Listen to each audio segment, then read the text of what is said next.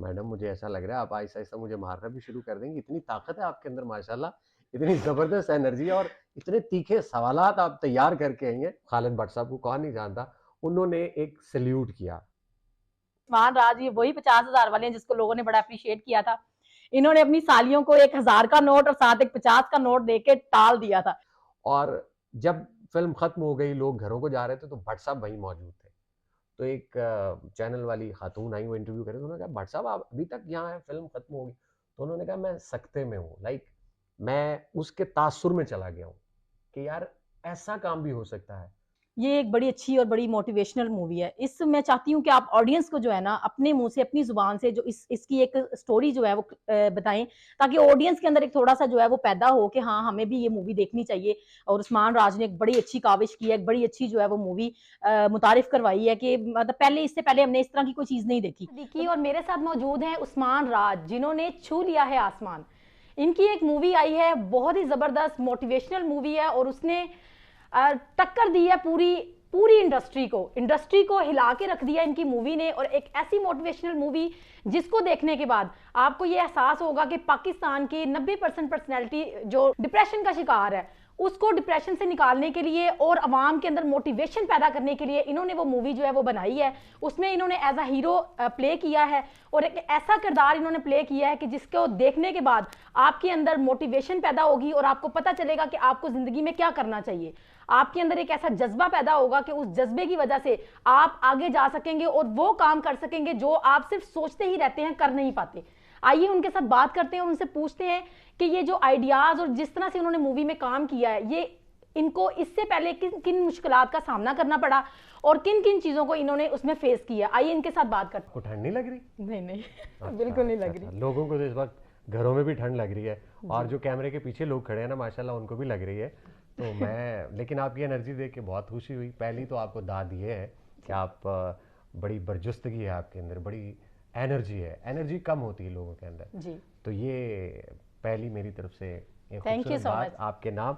और दूसरी बात ये है जी कि मुश्किलात तो बहुत हुई। जी जैसे आपको यहाँ तक पहुँचने में कितनी मुश्किलात हुई, जी, कितनी बिल्कुल सर्दी थी, बिल्कुल लेकिन आपने कहा हमने जाना है तो जाना है। बिल्कुल। ये डिसाइड करने का मामला होता है। जी तो हमने डिसाइड किया था कि काम करना है, अच्छा करना है, वेट कर रहे थे। जी काम तो चूंकि मैं काफ़ी देर से कर रहा हूँ, लेकिन किसी अच्छे कंटेंट का मैं इंतज़ार कर रहा था, जी किसी अच्छी लिखी हुई तहरीर का इंतज़ार था, तो वो मुझे मिली। जी और मुश्किलात तो काफ़ी होती हैं आपको डेफिनेटली।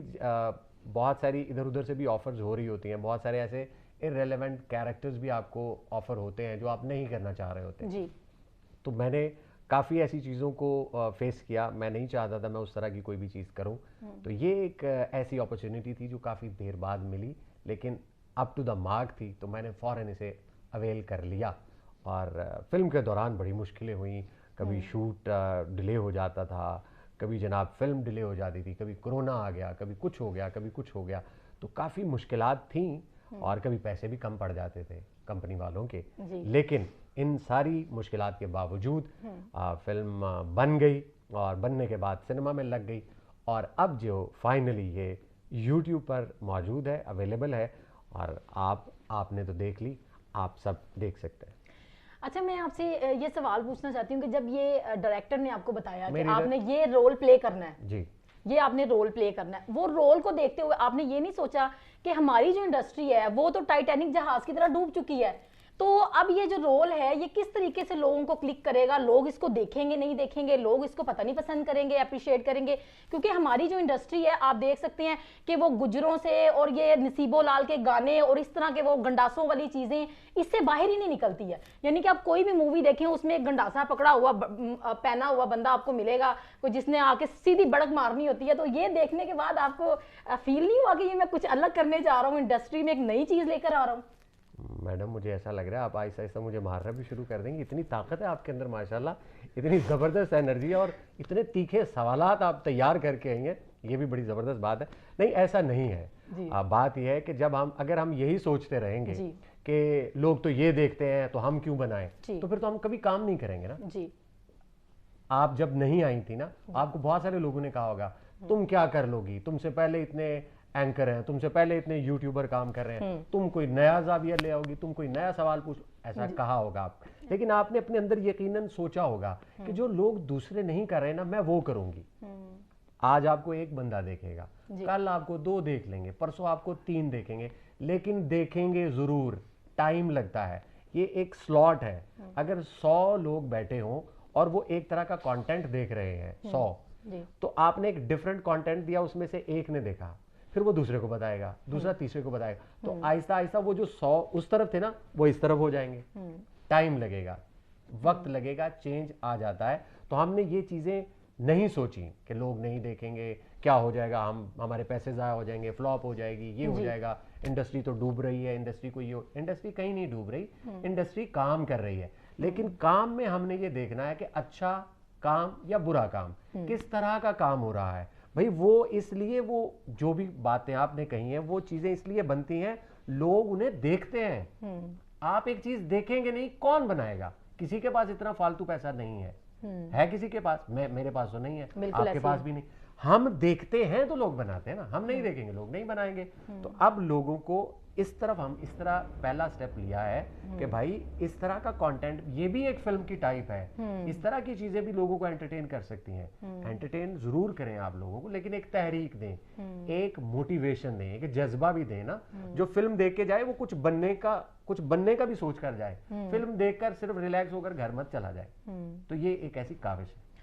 अच्छा सर, इससे पहले आपने हमारी ऑडियंस ये भी जानना चाहेगी कि इससे पहले जो है आपने शुरुआत कहाँ से की, कहाँ से आपका करियर स्टार्ट हुआ, आपका पहला जो कदम था वो क्या था, और उसके बाद कैसे स्टेप बाय स्टेप आप आगे आए और किस तरह आप इस मुकाम तक पहुंचे?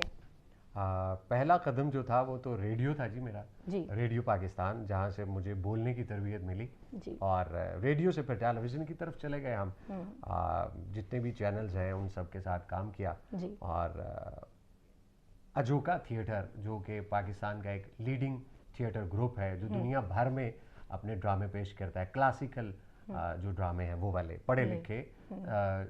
जब हम थिएटर का या स्टेज का लफ्ज़ यूज़ करते हैं तो हम शायद वो एक टिपिकल सा हमारे दिमाग में खाका उभरता है कि शायद वो फन और मिजाह का जो जहाँ पे एलिमेंट बिल्कुल, और थोड़ी वल्गैरिटी भी उस चीज़ के अंदर जो है वो बड़ी प्रमोट होती है। आपने देखी है कि थिएटर का नाम लेते ही तो वो ज़हन में आ जाता है कि शायद वही वल्गैरिटी, वही चीज़ थिएटर में आएगी।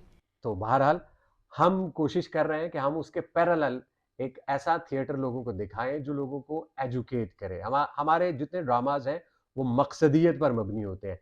ये बिल्कुल नहीं है कि उनमें मिजाह नहीं है या उनमें कोई हंसी मजाक नहीं है, ये बहुत ही संजीदा, ऐसी कोई चीज नहीं है, लेकिन सबक आमोज मकसद है ना। तो मैंने जिन इंस्टीट्यूट के साथ काम किया वो रेडियो पाकिस्तान है, मकसद मैंने वहां से लिया। पाकिस्तान टेलीविजन है, हाँ मैंने बहुत सारे दूसरे चैनल के साथ भी काम किया, लेकिन मकसद कहाँ नजर आ रहा था? पाकिस्तान टेलीविजन पे। अजोका थिएटर के साथ काम किया, मकसद था। फिल्म में काम किया, वो भी मकसद है। तो मेरा करियर अब तक जो भी मुझे मौका मिला है वो मकसद से खाली नहीं है, सिर्फ प्योर एंटरटेनमेंट नहीं है मेरे पास। मेरे पास एक चीज है जो शायद मुझे दूसरों से मुमताज या अलग करती है, वो ये है, मेरी पहली और आखिरी ख्वाहिश ही होती है कि मैं जिस भी काम में जाऊं उसमें एंड रिजल्ट्स होने चाहिए। लोगों को सोचने का मौका मिलना चाहिए कि भाई हम क्या कर रहे हैं, हम क्या करना चाहते हैं। अब मुझे देखकर मैं आपको भी अपने लाइफस्टाइल के बारे में बताना शुरू कर दूं। मैं ये खाता हूं, मैं ये पीता हूं, मैं इतने बजे उठता हूं, मैं सो जाता हूं, मैं फलां जगह सैर करने चला जाता हूं। मैं ऐसी चीजों को अच्छा नहीं समझता। इनसे मैं मुआशरे को क्या दे रहा हूं?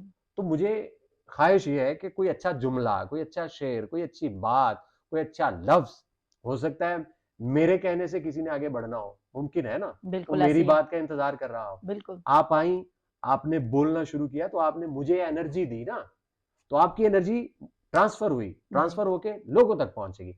इसी तरह हम सब की बॉडी में एनर्जी है, हम उसको नेगेटिव भी ट्रांसफर कर सकते हैं, पॉजिटिव भी कर सकते हैं। तो पॉजिटिविटी की तरफ हम जरा फोकस ज्यादा करते हैं। अच्छा सर, ये जो हमारे सीनियर अदाकार हैं जिन्होंने पहले मूवीज के अंदर काम किया हुआ है, जो इंडस्ट्री के जाने माने चेहरे हैं, उन्होंने ये जो मूवी देखी होगी तो उसके बाद उनकी क्या समझते हैं कि उनका क्या ज़हन होगा कि क्या काश हम भी इस तरह की मूवी में काम करते, या काश हमें भी कोई ऐसा रोल मिलता? ये बड़ा जबरदस्त सवाल। मैंने पहले कहा है, आप में एनर्जी बहुत है और जहानत भी है आपके पास, ये एक अच्छी चीज है, दोनों कैरी करती हैं आप। सीनियर अदाकार जितने हैं वो आए थे जब हमने फिल्म का प्रीमियर किया था। जी। और जिसमें राशिद महमूद साहब आए, खालिद भट्ट साहब आए, और एक खालिद भट्ट साहब और हैं, खालिद मोइन भट्ट साहब जिन्होंने फिल्म में काम किया है, वो आए। और इसके साथ साथ आसिम बुखारी साहब तशरीफ़ लाए। ये वो लेजेंड्स हैं जो मेरी फिल्म देखने आए प्रीमियर पे। और जी। बाकी और जो नाम अगर मैं भूल रहा हूँ तो माजरत। तो इन सभी लोगों ने मुझे सीने से लगाया, मुझे अप्रिशिएट किया, पूरी टीम को अप्रिशिएट किया।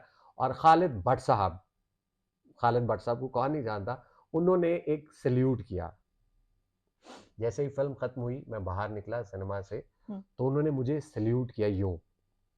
तो वो आज भी मेरे पास वो एजाज पड़ा हुआ है।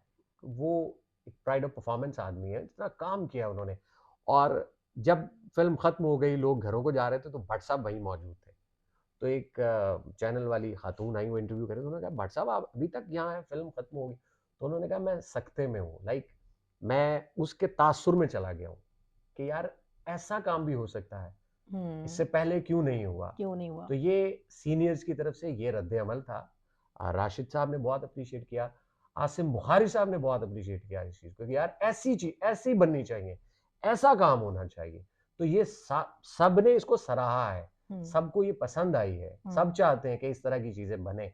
अब ये जो बनाने वाले हैं, बेसिक डिपेंड तो उन पे करता है ना, एक्टर ने तो काम करना है, उसको हुँ। जहाँ से पैसे मिलेंगे डेफिनिटली आपने सर्वाइव भी करना है। बड़ा मुश्किल होता है यार, आते हुए पैसे को छोड़ देना। लेकिन अच्छे ज़हन, अच्छी तख्लीक देते हैं दुनिया को। और अज़ीम साहब को मैं भी सैल्यूट करता हूँ कि उन्होंने एक अच्छा कॉन्सेप्ट दिया है और हम जैसे लोगों को मौका दिया, यंगस्टर्स को जो अच्छा काम करने की ख़्वाहिश रखते हैं। बाकी सब लोग अपने-अपने कॉन्टेक्स्ट में जो भी जहाँ भी काम कर रहा है, सब अपनी तरफ से हम सब अच्छा ही कर रहे हैं। सही है? तो हम चाहते हैं कि किसी तरीके से हम में और मुआशरे में बिगाड़ नहीं पैदा हो, सुधार पैदा हो। तो सब अपनी-अपनी काविशें कर रहे हैं अपनी-अपनी जगहों पर।